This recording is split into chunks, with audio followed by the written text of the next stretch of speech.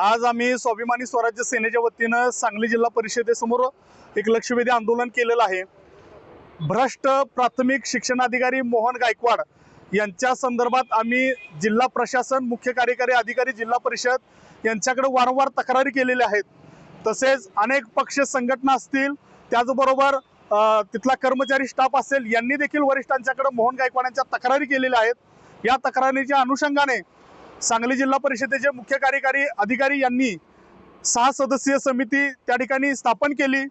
परंतु चौकशी समिती स्थापन झाल्यानंतर 15 दिवसात अहवाल आम्हाला देण्याचं लेखी आश्वासन दिलं होतं।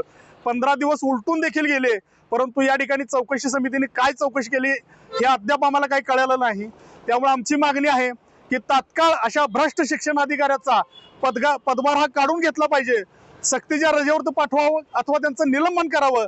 आणि त्यांनी 3 वर्षामध्ये जे काही प्रस्ताव शिक्षण विभागाचे मंजूर केलेले आहेत, शिक्षक मान्यतेचे प्रस्ताव मंजूर केलेले आहेत, जे गैरकृत्य केलेलं आहे, भ्रष्टाचार केलेला आहे, याची रेग ना रेग, ओळ ना ओळ याची चौकशी झाली पाहिजे आणि अशा भ्रष्ट अधिकाऱ्याला सेवेतनं बडतर्फ केलं पाहिजे। या मागणीसाठी आज मी या ठिकाणी लक्षवेधी आंदोलन करतोय।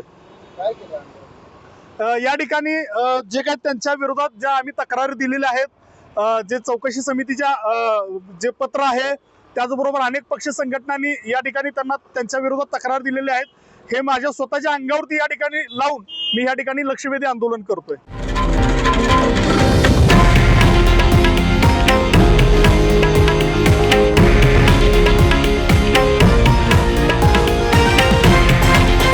हे आहे देशातील नंबर 1 न्यूज नेटवर्क आणि आपण पाहत आहात TV9 मराठी, एकमेव।